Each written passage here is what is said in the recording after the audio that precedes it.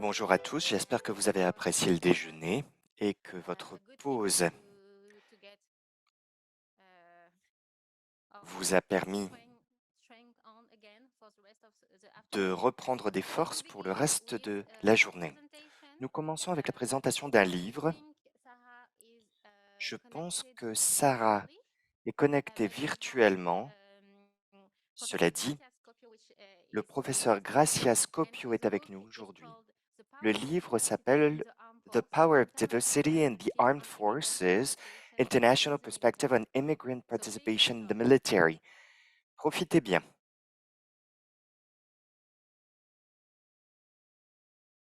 Bonjour à tous. Good morning. Actually, good afternoon. Bonjour à I'm tous. Scopio Je Professor of m'appelle Grazia Military Studies at the Scopio, Royal Military College professeur Canada, and des also études working de for the défense Queen's Department of Political Studies, and also au département des the études CIDP. politiques So de thank you for l'Université de organizing Queen, this, Joanna, professeur and également. for Merci Johanna d'avoir the organisé CIDP. ceci et merci à l'équipe du So CIDP our de son presentation soutien. today is about Notre exposé the book that aujourd'hui Joanna concerne un just mentioned, livre published que in Johanna vient de August mentionner, 2022, publié en and août co-edited 2022 by myself and Dr. Sarah Greco, who is joining us avec virtually. So le I'm going to docteur let Sarah Sarah introduce Greco herself. qui nous rejoint virtuellement. Je vais la laisser se présenter. Thanks, Grace, and good afternoon to Merci everyone. beaucoup et Thank you for the bonjour à tous. introduction. As Merci de Grace mentioned, votre I'm Sarah présentation. Greco. Currently, I'm Comme serving as the acting Gracia l'a director dit, of je the suis Sarah Research of Greco, je Military suis Personnel responsable within du genre JVCAP, pour le personnel and I'm also militaire a research fellow et at je the travaille également au niveau de la CIDP. recherche au The niveau du book is part of CIDP. a Je set voudrais newly edited volume entitled commencer en Quotas disant qu'il Preventing s'agit d'un Religious Acts of produit Kindness, which do académique not avec reflect the policy or opinion euh, of the government of différentes Canada or opinions the qui ne reflètent CAF. pas celles So du any views that are Canada ou du expressed or that CAF. I Donc, express are toutes les mine. vues qui sont Thank you. exprimées sont les nôtres. Grâce, merci à vous. Just a quick overview of our presentation today. Un petit aperçu We're going to start rapide de notre with the exposé first steps d'aujourd'hui. in Nous the project commencerons avec les and premières how étapes did du the idea projet, for the book came about.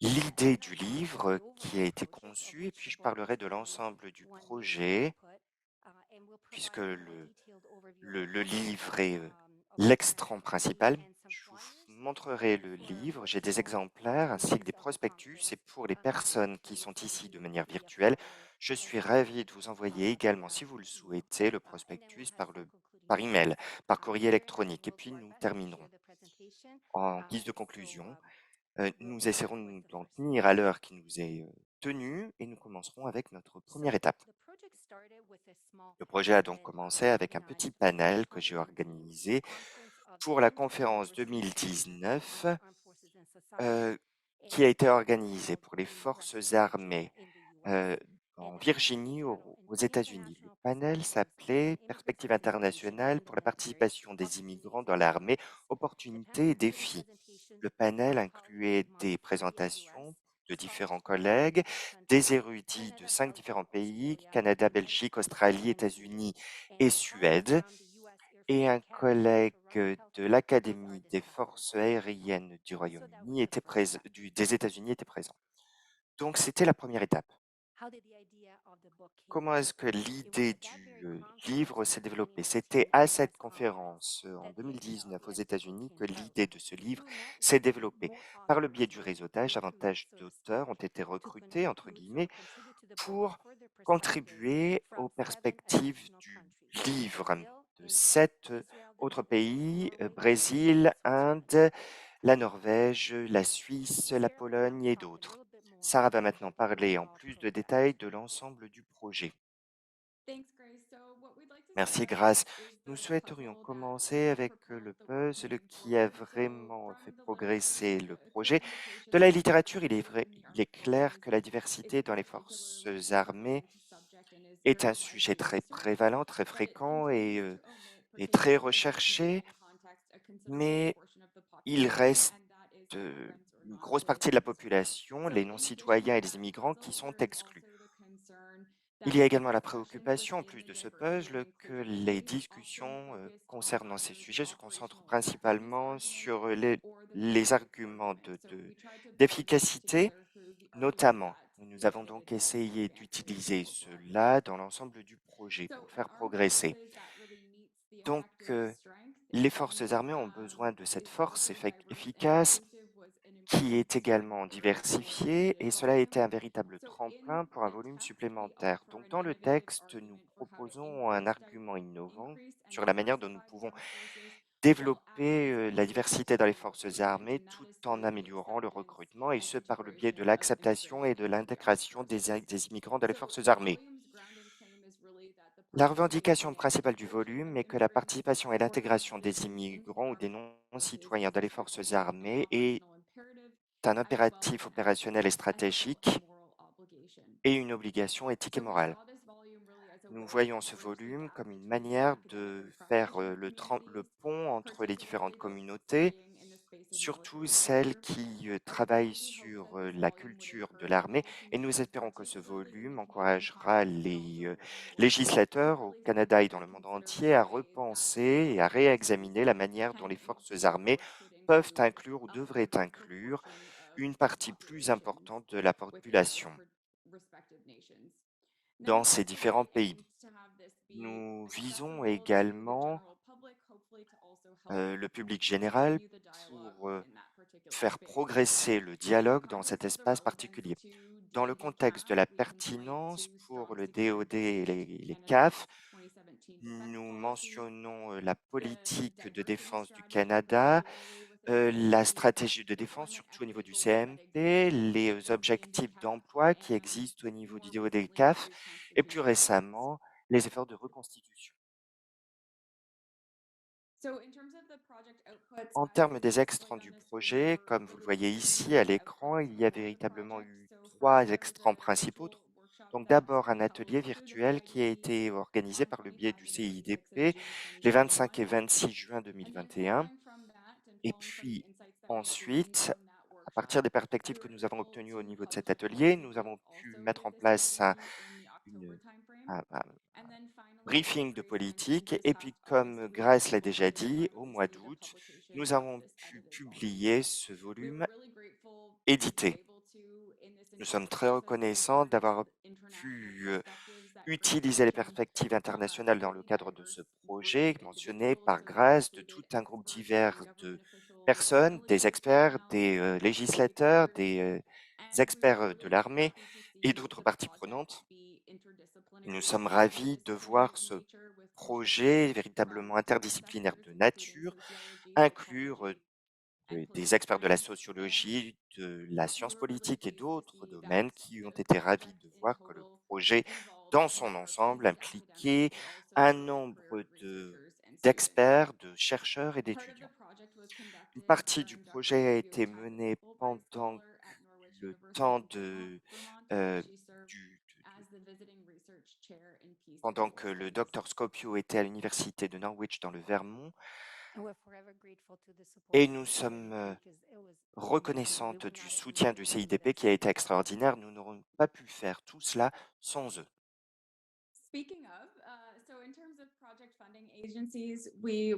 Concernant les agences de financement du projet, nous sommes reconnaissantes à un certain nombre de parties prenantes qui nous ont permis de faire progresser ces recherches. Donc, le DND, par le biais de différentes subventions, euh, l'IRC ainsi que l'Université de Queens par le biais du CDIP, et puis le département et puis différents départements et facultés. Et nous avons reçu également des subventions pour nous aider au niveau de ces initiatives.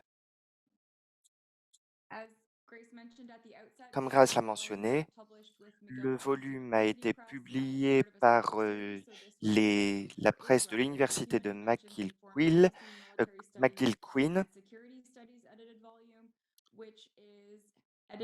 dans le cadre de la série sur les dimensions humaines dans la politique étrangère, les études militaires et les études de sécurité, avec les différents éditeurs que vous voyez ici à l'écran.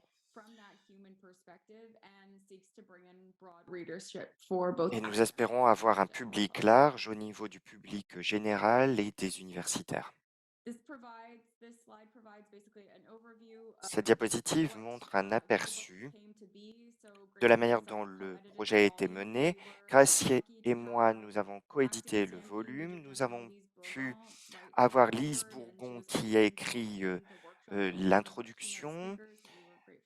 Elle a également été partie prenante très importante. Gracie et moi avons pu écrire le chapitre d'introduction et puis, comme elle l'a mentionné, différentes personnes ont contribué au contenu du livre à proprement parler par le biais de différents chapitres avec le docteur Alan O'Cross qui a terminé avec un chapitre de conclusion qu'il a écrit. Et comme je l'ai déjà dit, il y a eu toute une série de différentes personnes avec différentes antécédents au niveau universitaire et autres, avec différentes formations. Donc, nous avons pu utiliser cela et nous en sommes reconnaissantes. Et nous avons eu différentes méthodologies quantitatives et qualitatives, donc également une certaine diversité dans le cadre de ce livre, une certaine capacité donc d'utiliser des méthodologies quantitatives et qualitatives et dans les différents volumes édités. Thank you, Sarah. Merci I'll Sarah. just give you a little overview of each of the Petit chapters, aperçu de chaque including the chapitre, opening forward by Major General Lise Bourgon. y In the compris foreword, le début par the Major le General major Bourgon Lise states Bourgon, that diversity is qui essential indique for que the la security environment. diversité est With absolument each essentielle increased pour level l'environnement of de la diversity, sécurité. it Il y a une contributes to greater force operational qui s'en effectiveness and détache, security ça itself. contribue à à However, l'efficacité et au diversity is succès général. challenging Mais because it la depends clé a lot de on how l'efficacité est l'inclusion, equity parce does que not l'inclusion automatically translate déverrouille in la equality. diversité. When it comes to immigrants and Quand non-citizens, on en vient aux equity is immigrants not et aux a neutral non-citoyens, consideration. l'équité reste une considération très The importante. institution must change to allow L'institution doit changer equitable pour access, and one permettre un best accès is équitable targeted et quand recruitment. cela sera possible par le biais Immigrants and d'un non-citizens will be recrutement ciblé et d'autres preferentially initiatives, awarded, les along with non-citoyens et all les other immigrants eligible pourront entrer dans immigrants les and those forces avec described d'autres in the personnes previous pour pouvoir previous s'épanouir pages. et contribuer à l'ensemble de I'll conclude l'organisation. by saying Le it's général notable Bourgon that termine en since the disant: beginning of «J'espère que ce discussions n'est que to le achieve début a more d'une equitable, discussion pour diverse, and atteindre inclusive military, not as a une future armée plus solution, inclusive but as a reality for pour tomorrow.» l'avenir en tant que réalité pour demain». In the first chapter, Dans le premier Resten chapitre, focuses on Belgium and the impact of Resten se migration concentre rates sur la on Belgique military et sur budgets and l'impact de retention, l'émigrant sur la particularly within the rétention et le European recrutement, Union. In surtout au niveau de l'Union 2003, européenne. citizens Depuis from other 2003, EU les countries citoyens can apply for the d'autres pays Belgian Defence de Force. l'Union This was européenne opened, however, has had peuvent limited être success candidats based on et burnout ce of avec un succès non-nationals in its limité. ranks. One of the major obstacles that L'un prevents des obstacles les non-citizens plus from entering importants the Belgian military empêchant is les the current non-citoyens de language rentrer dans les requirement forces and having to work belges, in a bilingual c'est la French-English langue environment. et le In fait de devoir particular, travailler officers dans un have to be environnement bilingual bilingue by law.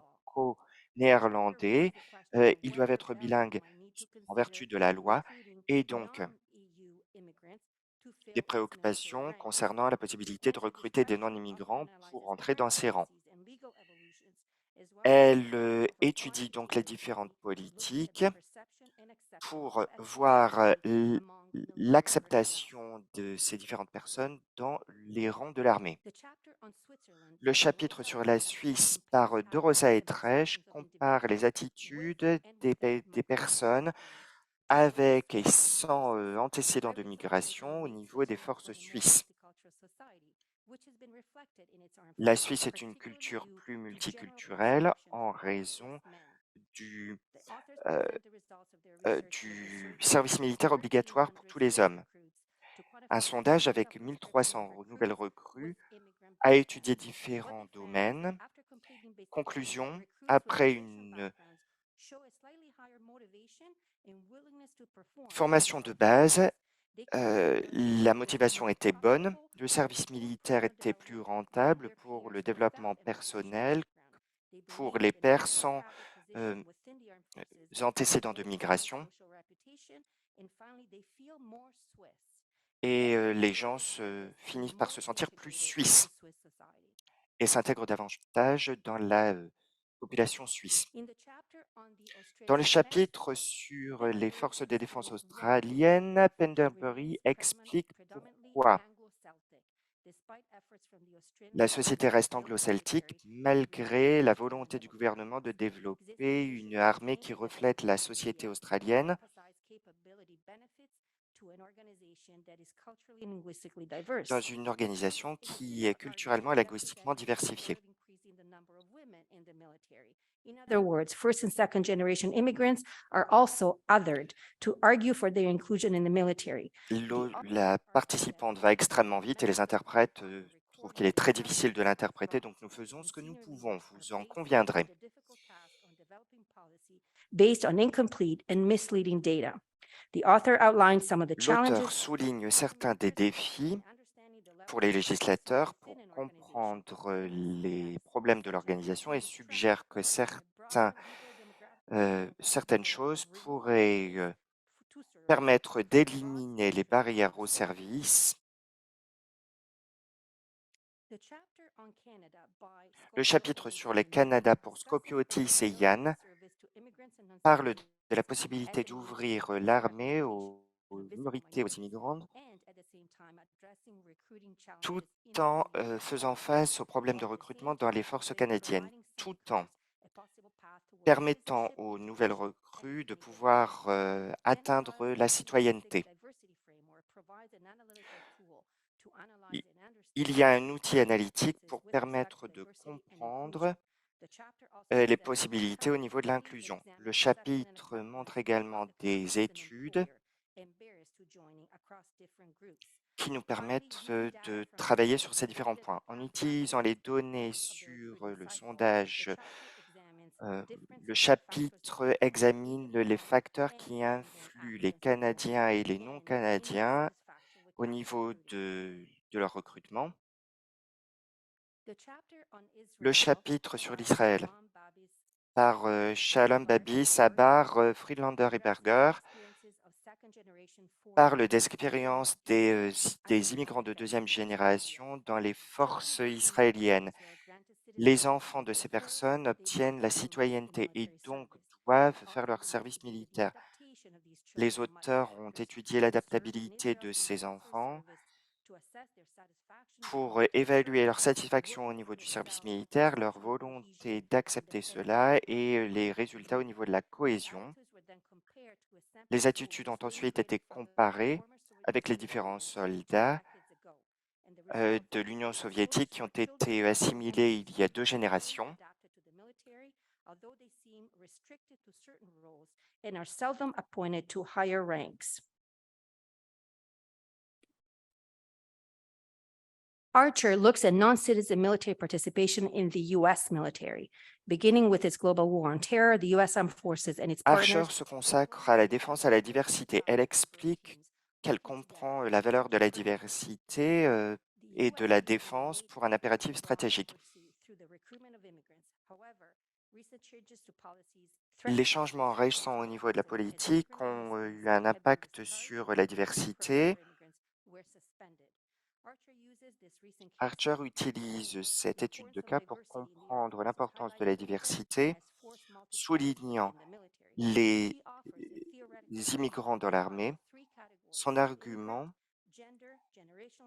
a trait aux immigrants, aux citoyens et à d'autres parties prenantes qui doivent travailler de concert pour produire des soldats avec des perspectives qui permettront de renforcer les forces armées et la préparation au combat. Le chapitre de Holmberg et Palve explique la manière dont l'armée suédoise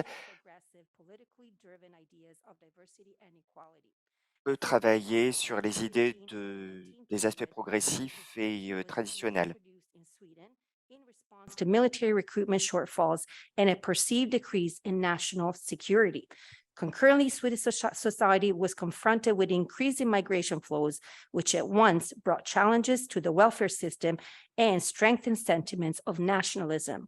The authors conducted a qualitative study to find out how the military manages traditional and progressive ideas of rights and responsibilities of citizens and people residing in the country in a context where these values are highly politicized. In their chapter, Molker and Salah present Dans leur results chapitre, Mulker et Salah présentent les résultats de leurs études qui montrent que les nouvelles générations des immigrants aux Pays-Bas sont intéressés par une possibilité de travailler dans l'armée, mais ne comprennent pas comment le faire. Ils ont eu des entretiens avec des différents immigrants, notamment à La Haye, où les forces néerlandaises recrutaient et montrent qu'ils étaient très intéressés par une carrière dans l'armée, mais ne comprenaient pas les possibilités. Et il y avait et partagent donc les résultats de leur sondage.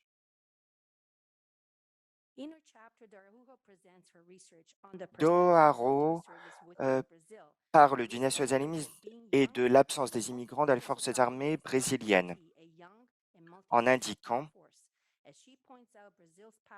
que les dictatures passées du Brésil ont été un immense recul pour le Brésil pour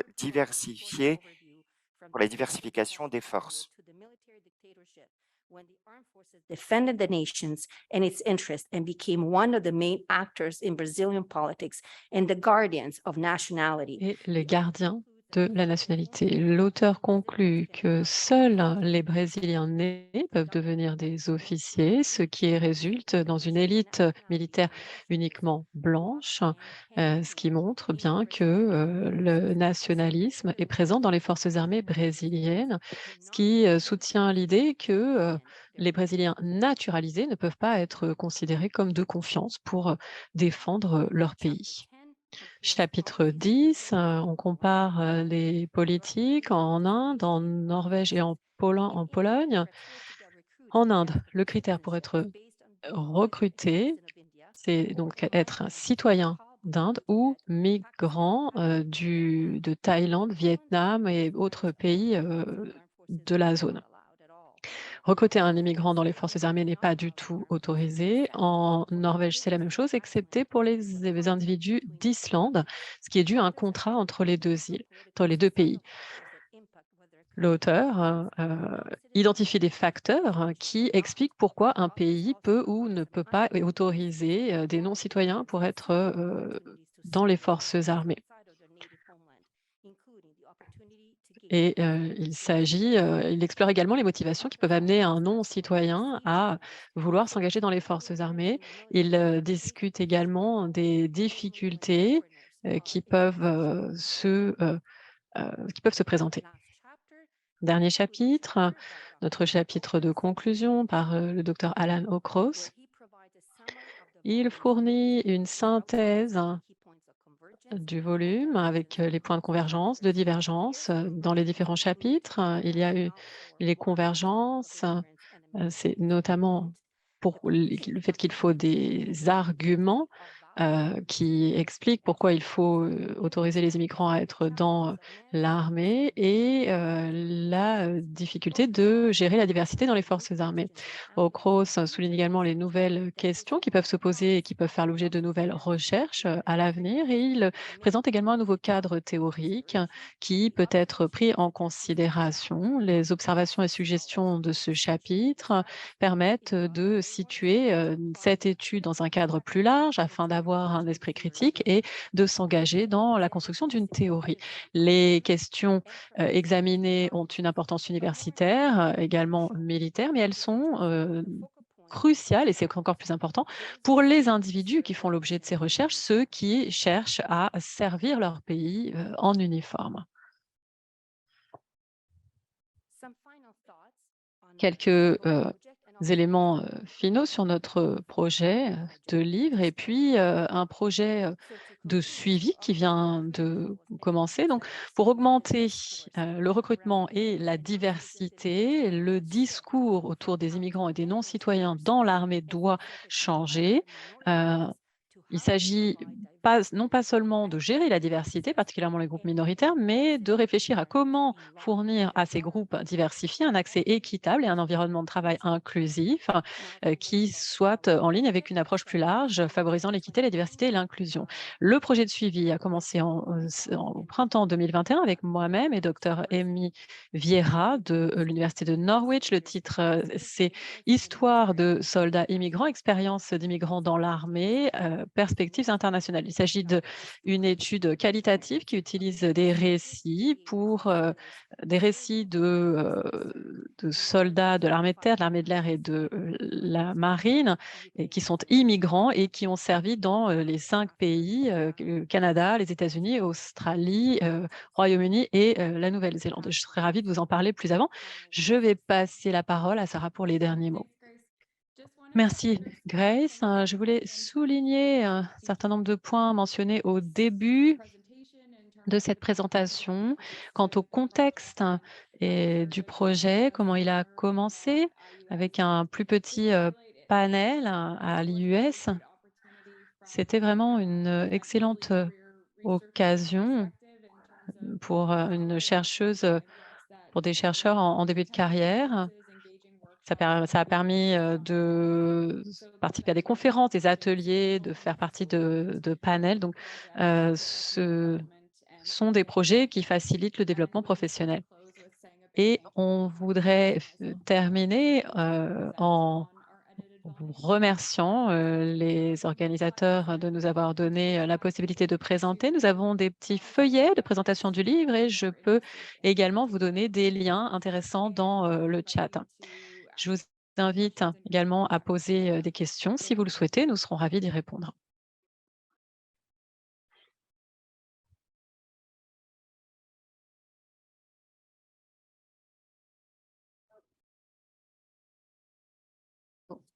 Is there any question? Yes. Y a-t-il des questions? Oui?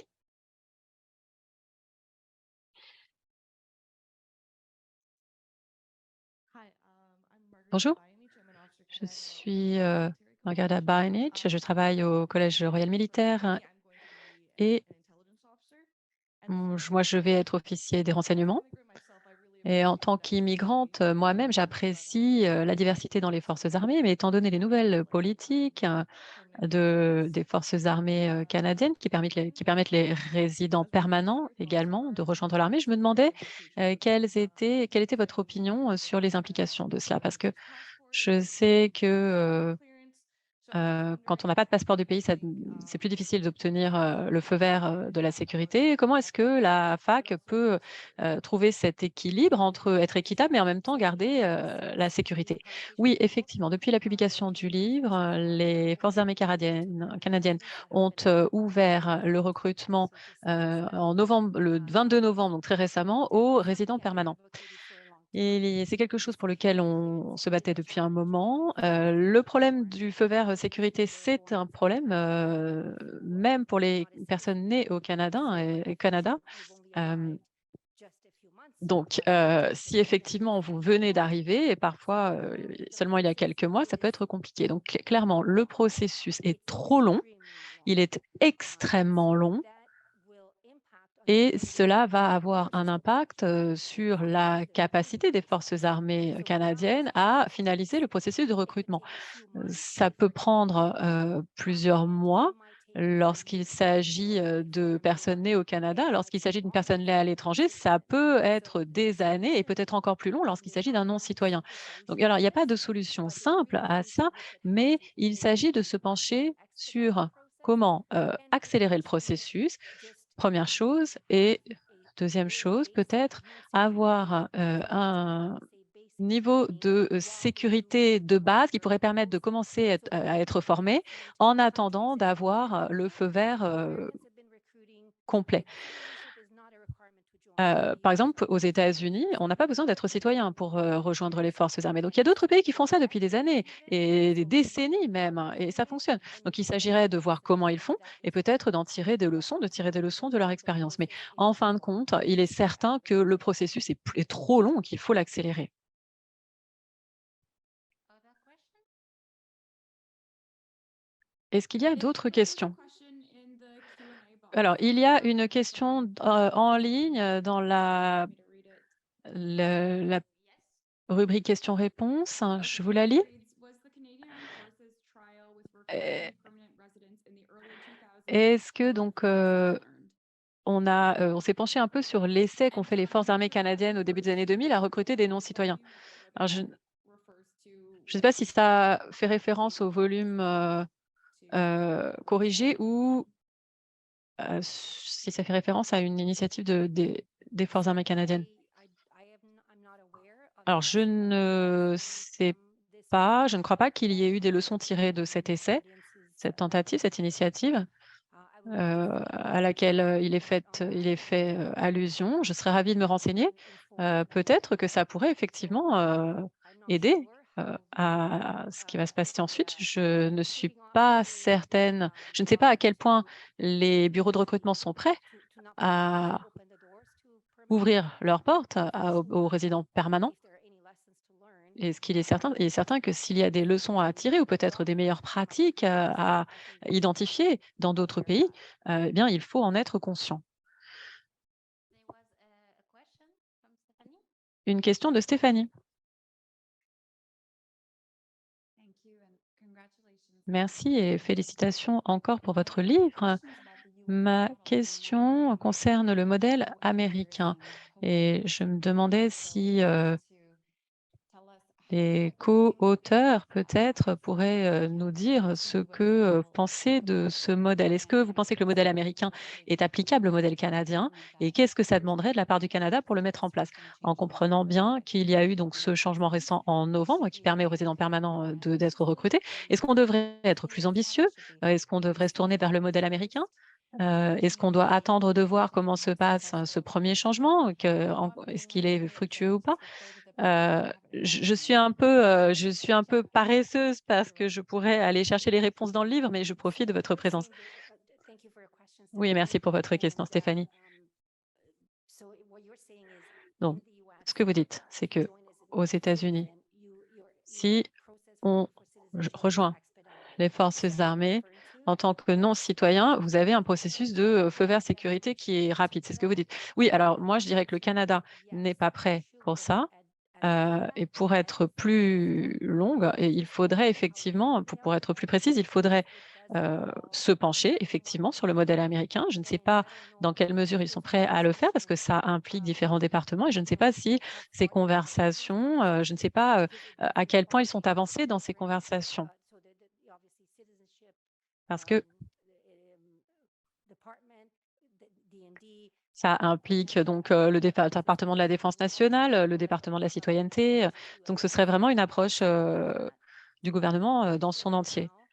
Pour l'instant, euh, il a été décidé d'ouvrir le recrutement et ça a été mis en ligne immédiatement, ce qui m'a beaucoup impressionné. Donc vous pouvez aller sur le portail de recrutement avant le 1er novembre. Il fallait être citoyen canadien. Là, maintenant, il est bien précisé résident permanent. Je ne sais pas pourquoi ils n'en ont pas davantage parlé, cela dit, mais je pense que pour attirer, pour recruter, il faut peut-être utiliser davantage les outils qu'ils ont, voir comment se passe cette première phase et en même temps réfléchir à comment accélérer le processus de citoyenneté parce que ça serait vraiment, ça attirerait énormément les nouveaux arrivants, ça c'est certain. Y a-t-il une autre question? Marshall? Alors, l'éducation et la formation n'est pas très homogène. Il y a un type, heu, alors dans le livre, est-ce que vous savez si on s'est penché sur l'éducation, de candidats beaucoup plus larges. Est-ce que, les chapitres, se penchent sur, la question d'étendre, d'élargir, la formation? Ça sera votre prochain projet? Oui, on a regardé plus la participation dans le livre, mais je vais laisser, Sarah répondre parce qu'elle a peut-être un point de vue différent là-dessus. Je trouve que ce serait, vraiment quelque chose de très intéressant à explorer. Dans quelle mesure, l'armée canadienne est prête, à ça? On sait que la majeure partie, des immigrants au Canada sont, en provenance d'Inde, de Chine et des Philippines. Peut-être pas dans cet ordre d'ailleurs, c'est peut-être les Philippines en deuxième. Donc, on parle d'un groupe, potentiellement très, très multiculturel de candidats qui vont arriver avec différentes formations, et il faut effectivement que ça soit reconnu, c'est la première chose. Ils auront peut-être, déjà de l'expérience, déjà des diplômes et puis ensuite, il y a la deuxième partie, la partie culturelle, élargir notre, formation pour tenir compte de cette diversité de candidats. Je vais les donner la parole à Sarah. Oui, c'est une excellente question, dit Sarah. Et je pense que ça touche non pas seulement aux immigrants et aux non-citoyens, mais à plus généralement à la diversité. Alors même qu'on voit que les efforts s'accroissent pour recruter, former, retenir des forces armées plus diversifiées, particulièrement en travaillant sur l'équité au travail. Et il va effectivement falloir se pencher également sur l'éducation, la formation professionnelle. Donc, il y a des travaux qui sont menés. Par exemple, Grace et moi, nous étions récemment à Bruxelles avec un partenariat du Peace Consortium, un atelier sur les femmes, la paix, la sécurité et comment incorporer les principes d'équité, de diversité, d'inclusion dans les programmes de développement, programmes scolaires de développement. Donc, pas seulement qu'est-ce qu'on enseigne, mais également comment on enseigne. Donc on sait que il faut, réévaluer, tout ça, l'enseignement, ce qu'on enseigne, comment on l'enseigne et puis il faut, reconnaître également, que la façon dont nous apprenons, chacun peut être différente et qu'il faut s'assurer que tous les individus des forces armées canadiennes, sont à même de pouvoir suivre et réussir leur formation. Donc j'apprécie la question et je pense que ça rejoint, les efforts des forces armées canadiennes à être plus diversifiées et que ça rejoint, les efforts heu, vis-à-vis des immigrants et des résidents non permanents, des résidents permanents. Y a-t-il une autre question?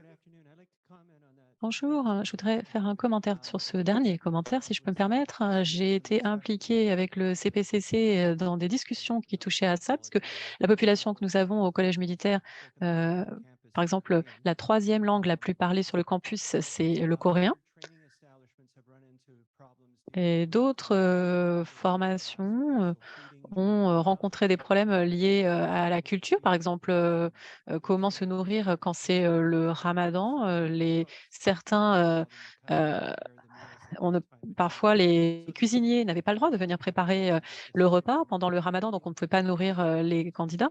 Donc, ça, c'est quelque chose sur lequel il faut se pencher, intégrer tous ces aspects dans la formation. Je me souviens qu'une fois, j'ai fait un tour, du campus, hem avec des étudiants autochtones et moi, j'étais là avec mes idées, coloniales. Je me suis rendu compte que ça ne collait pas du tout avec, ces étudiants et je me suis dit qu'il fallait vraiment changer ce côté des choses.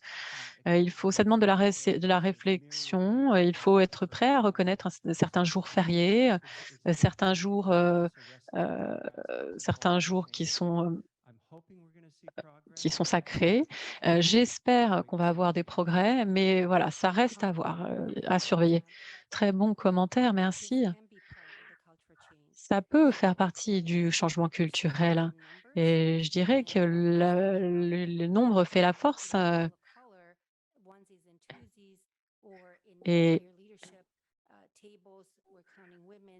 lorsqu'on prend en compte les personnes de couleur, heu lorsqu'on prend en compte les femmes et cetera, lorsqu'on fait augmenter les chiffres, on a plus de choix et ça permet d'ouvrir des portes, et une fois qu'on a ouvert les portes, il faut s'assurer que ces changements culturels adviennent et ces éléments que vous venez de décrire, effectivement, doivent faire partie du changement culturel. Donc, je pense que tous ces commentaires que vous avez faits sont vraiment en plein dans le mille.